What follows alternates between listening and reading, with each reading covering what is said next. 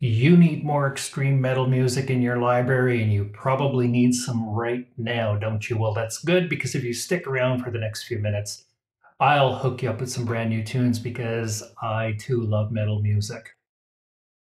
All right. So, welcome back, friends, for episode 19. Happy Sunday, January 21st, 2024. Terry here again with Cast Metal and another full metal review segment where I connect bands with fans just like you. So I designed Full Metal Reviews to answer one question only, and that is, where can I find more metal music? And the answer is this show. You can find some right here because I do all the newest stuff. So for this show, I find and review the newest extreme metal albums from my Apple Music account. Then I share a detailed analysis with you so you have the goods to decide whether you want to put this stuff in your collection or not as well. In the end, I reveal three things: my favorite tracks, my controversial version of what genre the band is, so you can agree or argue with me in the comments section now. And lastly, you'll also find out if it's going into my library or not. And the journey actually begins on Sunday, where I go into Apple Music and I catalog all of this stuff and I post it to my Metal Magazine page in Facebook. Oh, and a bonus, I'm always doing this now. If you stick around till the end, not only do you get today's reviewed album or albums for your collection, but I'll sweeten the pot and I'll add something from my own treasure chest just for you to enjoy. A little bonus for sticking around today. So, if you like the type of music that is in this list right here, this show is for you, okay? All right, so let's start the Full Metal show. Yesterday, I reviewed, during episode 18, Mouth for War, Bleed Yourself, and this is the album cover. And I added it to my library without hesitating whatsoever. It was brutal, it was fast, it was really good. Deathcore, metalcore combination, blend mix, really super strong stuff.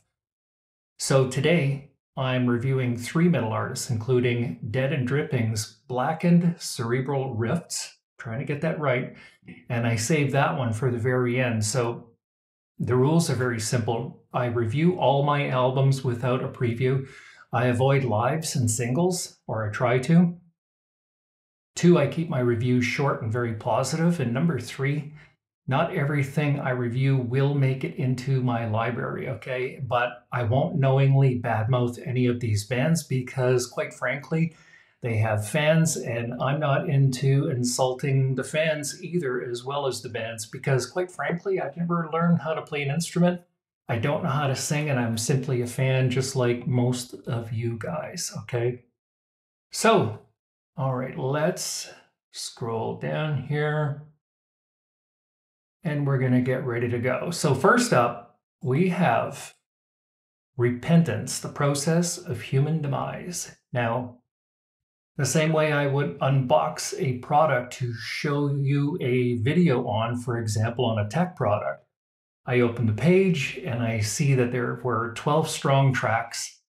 The album cover artwork, as you can see, is a dingy, dirty, dystopian end of times theme with Roman fonts. And if the album cover matches the band name and song titles, I think that I'm going to be in for something really banging here, okay? So before I play any albums, I also try to visualize the outcome, and I always think positive. In this case, I believe I'm in for something good. I'm predicting something modern, power metal, metalcore in that range. That's my prediction, and I'll compare my visions to the review results afterwards, okay? So the process, I created a checklist that starts with a 10-track review page, 9-category complete album description review page, an individual performance review page for each artist and their instruments, and finally, a summary review page to wrap things up. Okay. So moving right along, individual track description. This is a breakdown of each track. I use numbers to describe the tracks to avoid mispronouncing them. So let's move to the tail of the tracks. Okay. So track number 1, a strong opening track with powerful rhythms, fry vocals, razor sharp guitars, and strong drums. Track number 2 is in pace with the first track. Number 2 is very strong and it picks up the tempo with excellent guitar solos. Track number 3 starts with a furious guitar solo to open the action, and they're very intense and strong. This guy here, he's got fry vocals down to an absolute art. Track number 4 has a powerful galloping rhythm and strong vocals and harmonies, okay? Track number 5, it opens up with a slashing beat, furious fiery vocals and grinding rhythm. Track number 6 has a softer opening, then explodes into a low range pounding rhythm. Track number 5 actually has everything that I like. Moving up in tempo, track number 7 is a great track for showcasing the drummer, and everything else just rips in this track. Track number 8 is like a missile flying overhead. Track 8 opens softly, then explodes into a locomotive sounding rhythmic frenzy. Track number 9 is consistent with the first 8, strong, fast, and angry and fiery. Track number 10, finally, it just chugs along with strong harmonies and rhythms with no let up in the energy. In summary, the last 2 are up to you, okay, because there were 12 tracks. This is a pretty strong metalcore band who's very tight all the way around, okay? So again, I'll leave the last 2 tracks up to you. That's my review of the actual tracks. During listening, the overall description checklist, the recording quality was clear and professional, while the production and the musicality was a balance of raw yet well-produced music. I think so anyway. The energy and intensity was very high. The rhythm and tempo was full and very tight. Lyrical theme is a bleak outlook on the future. The genre critique, Apple categorizes this as metal, and I think it's more metalcore, power metal, somewhere in that range. Could they go mainstream? Sure, but I think that right now they are having fun being on the raw side right now. The range and flow and layout of the entire album is consistently good, very strong. I couldn't find like a bad flow or a bad layout. They remind me of Five Finger Death Punch, but with more grunt, to be very frank with you. Individual performance description. I also noted observations for each of the artists, so here's the scoop on that. Singing and vocalizations were very strong, energetic fry vocals. The guitars are always razor sharp, and the rhythms and rangy solo work were excellent all the way through. Bass guitar was deep and big. The drums and percussion were strong, fast, very snappy. And that's about it for that. Next up, my personal thoughts and feelings in summary. Now that I've listened to the whole album, was my prediction accurate? Well, I did say metalcore, so not too bad for me today. But I think that they were more. They were also very unique. Were there emotionally any chills or goosebumps? I would say I had some pretty good vibes here. The flavors, if I had to compare it to a favorite food, I would say it would be something spicy. Tonality shades, light or dark, I'd say it was mainly dark. The colors, I would say they were red and yellow, racing red and yellow. Temperature, hot or cold, I'd say warm to hot. Hide it from my wife, I think so, yeah, these guys are pretty heavy. So finally, the reveal. The genre, metalcore for sure. If there's any discrepancies, let me know in the comments section. Let me know what you think that Repentance is all about. My favorite tracks were 2 and 6. Adding it to my library, quite frankly, I'm not feeling it. But this could be your favorite band. They are a very, very talented band, so there's no reason why you shouldn't download it and try it out for yourself. All right. And that is a look at repentance, the process of human demise. Okay. So next band we have up here is Primal Fear. And the album here is called Code Red. Before I listen to the album, I do the usual overview, first impression and process check, and I unveil, when I open the page, 11 traditional metal sounding tracks. The album cover artwork, as you can see, is an eagle tearing the earth in half. It's very colorful, very vivid, with steel-looking fonts. If the album cover matches the band name and song titles, I believe I'm in for something more traditional, maybe an 80s or even a 90s metal or a glam feel. Before I play any album, of course, I visualize any outcome, and I'm thinking positive in this case, and I'm predicting traditional metal, maybe even glam, maybe some older stuff. I'll compare everything to my notes afterwards. So, and right now I'm going to head to my 4-part checklist. Let's count them down. Okay. Track 1, it starts strong. There's good racing rhythm and pace. It's strong standard vocals, good harmonies, and guitar solo work. The second track offers a big anthemic opening, great beat and conviction, high energy for sure. Track number 3 is slow, hard, and deep. If I had to describe track number 3. Track number 4 sounds like they're really trying hard to send a message. It's got a fast, furious beat with excellent harmonies. Track number 5 sounds very electric with great vocals, strong guitar work, and as with everything else that's within this song. Track number 6 is an epic opening leading to a spicy electric power metal feel, if I might say. Track number 7 has a big booming ballad type song with a great feel to it. Track number 8 is just rolling in power metal rhythm and intensity. It's got strong guitar solos and strong vocals too. Track number 9 just has a smashing opening. It's got a solid riff set and solid beat all the way through it. This one reminds me of the band Accept a little wee bit. It's not the same, but they're in league with the band Accept, if I had to say. That's what track 9 does for me. Track number 10 is a deep love ballad with epic harmonies, and track 11, it's up to you. In summary, I'd say that the band was gritty and consistent the whole album. They definitely have an 80s metal vibe, and it's very good music, and it reminds me of my old Priest and Scorpions days back in high school, but they're not like them at all, quite frankly, so there's really no comparison there. They're very different.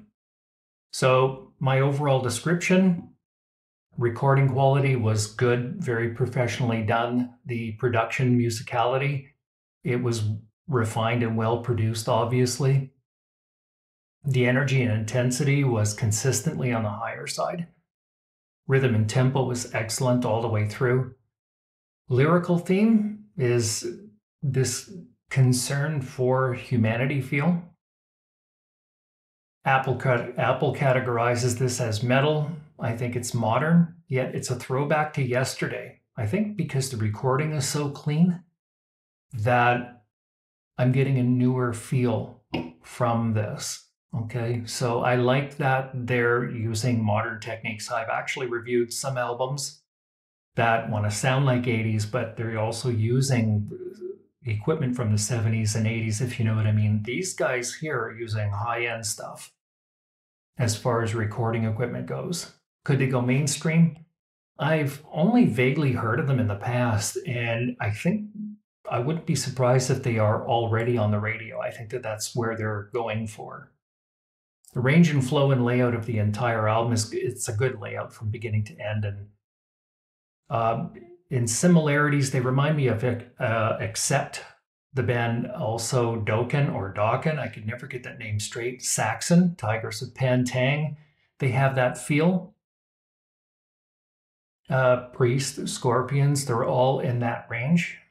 But of course, with newer, more modern recordings. Okay, so during listening, the individual performance rather is the singing and vocalizations were good, strong, and pleasing. The guitars were top-notch rhythm and solo work. The bass guitar is right in there, thick and juicy. Drums and percussion, solid, snappy, deep, all the way through. In summary, now that I've listened to the entire album, I would say my prediction was relatively accurate. I did say traditional metal. I wasn't too far off, but these guys have some power elements in there as well. I wouldn't be surprised if I looked at their bio and it had something more than just OG metal, if you know what I mean. Emotionally, chills, goosebumps. Well, I was all smiles all the way through this one.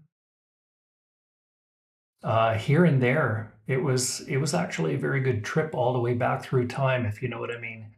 If I had to compare it to a favorite food, well, I haven't had pancakes in a very long time, probably 10 or 15 years, so I would say that they're pancakes. They're a look back for sure. Tonality shades, whether they're light or dark, I'd say that they're on the lighter side. Colors, I'd say definitely they're red. They're red hot, also goes with the album theme, Code Red, too. Temperature, hot or cold, I would say it's on the hotter side. Hide it from my wife, I'll tell her it was good. I don't think I'll hide it from her. And the reveal, I would say it's traditional metal with some extra teeth in there. My favorite tracks were 3 and 9. Actually, and 6, track number 6 as well was really good.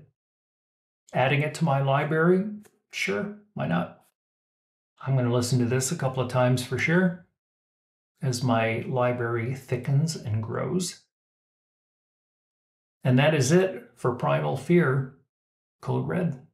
All right, so next up, what do we have here? Finally, our third review.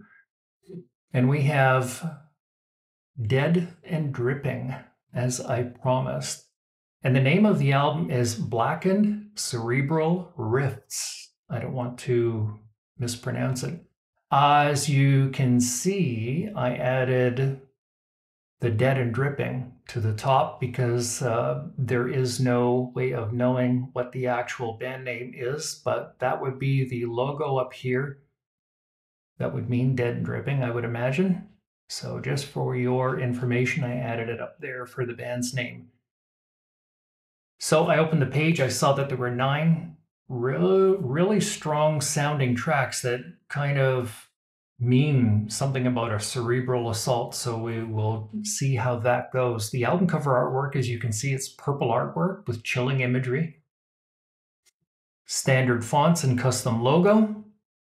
If the album cover matches the band name and song titles, I'm thinking I'm in for something brutal for sure. My first impression before I play any album, again, I try to visualize the outcome, and I'm thinking, I believe that with a name like Dead and Dripping, it should throw my sleep off tonight. That's all I can say. I'm predicting death metal. And of course, at the end, I will compare this with the end at the very, yeah, we shall find out. Okay, so I'm going to go to my checklist here and start. Okay, so breakdown of each track. Track number 1, it's an all-out death metal assault, and complete with the gurgling vocals, rangy, thunderous instrumentals all the way through. The next track is super fast, with changes in direction at a frantic pace, as well as a really, really strange mix in tempo, heavy, deep, almost hypnotic. Track number 3 explodes into instrumental warfare with guttural vocals and thrashing speed. Track number 4 is just insane with changing tempos again and furious death metal tone. Track number 5, it's an instrumental about something sinister for sure. Track number 6 has explosive hooks and riffs, and they're a forte for this track. Every instrument fits so well, and I could say the same thing about all of the tracks. Everything seems to be out front, even the bass guitars. So track number 7 is pure adrenaline with speed everywhere. Track number 8 is just undulating with everything present, including the gurgling vocals. Track number 9, the final track, is just bursting with speed and pretty much unfathomable range of everything. And in summary, the best way that I can summarize this whole scenario here with Dead and Dripping is they're not scared of making like cerebral assaulting changes to their overall vibe in the way that, well, let's just say if Voivod, Tool, and Cannibal Corpse were to get together, this might actually be the result. That's what I'm thinking. So the next is the overall description checklist. Moving along. Recording quality was top-notch, solid and clear. No crackling, no distortion. The production and musicality was, who's to say I've never heard anything like this. The energy and intensity was on massive overload. Rhythm and tempo, it was ever-changing. It was all rhythm, yet it was all tempo, yet it was all harmonies, yet it was all solos. It was really tough to track. The lyrical theme is obviously intended to warp minds. You will see that with the actual track listing once you get a chance to check it out and you can see what the tracks are actually called, because I only use numbers. Apple categorizes this as death or black metal, and I think it's death metal to say the least. Could they go mainstream? Never in a million years. The range and flow and layout throughout the whole album is consistently good. There is not a track out of place. They remind me of, well, if you take the band Cranium, add Voivod, Tool, Black Sabbath, and Frank Zappa, you might have Dead and Dripping. What a trip. It was just intense. So the individual performance description, singing and vocalizations was the lowest possible filthy death gurgling. That's about all that I can describe it as. It's almost crocodilian. The guitars were just vicious. I couldn't tell the rhythms from solos. It was just dynamic all the way through. I think that's what they were going for. The bass guitar was ever present. It was right there with the whole rhythm guitar section and drums, bright and even, dare I say this, I'm going to say that they were jazzy. That's the bass guitar. The drums, it was just masterful percussions at its best with snappy full sound. I think that was a good description for that. And in summary, now that I've listened to the entire album, it wasn't even close to what I thought. Yes, it was death metal, but I'm going to say if anyone is out there who remembers acid rock, this could be acid death metal. That's about all that I can describe of it. I think Frank Zappa would have been proud of this stuff. Emotionally, chills and goosebumps. I was smiling in some type of confusion, that's for sure. If I had to compare it to a favorite food, I would say it was Warhead candy. Tonality shade light or dark, I'd say it was very dark. The color of this band, I would give them purple for sure, because purple is just emotional. Temperature, hot or cold, I would say the music that's in here and looking at the album cover, I would say that it's cold as the dead. Hide It From My Wife factor. I'm pretty sure I'm never going to let her hear this. That's for sure. And it's time for the reveal. The genre itself, I call it conceptual technical acid death metal. That's where I'm going to go with that. Favorite tracks, everything, to be very frank with you, was equal. Am I adding it to my library? I have to, because I need to examine it more than hear it again. It's pure mind warp for sure. Okay. So that is it for another episode of Full Metal Reviews. Okay, so as promised, it is time for me to dig up another track for you. And because it's Sunday, you know, I'm feeling like after I've heard Dead and Dripping, I got to mellow out a little wee bit here. So I'm thinking I'm going to go with some Sleep Token after this. I bet you a lot of you know who Sleep Token is, but give them a try. They're very different. Yeah, that sounds about right. So that's it for today, my friends. Please remember to support your metal artists, okay, by any means necessary. Please stream them, buy the merch, go see them live if you can. And last but not least, join me again soon. And don't forget to hit that subscribe button because you know it won't hit itself. So subscribe, engage, follow the links, get notifications set up so that you can get some new metal recommendations for your library. And happy Sunday, and we will see you tomorrow. Cheers.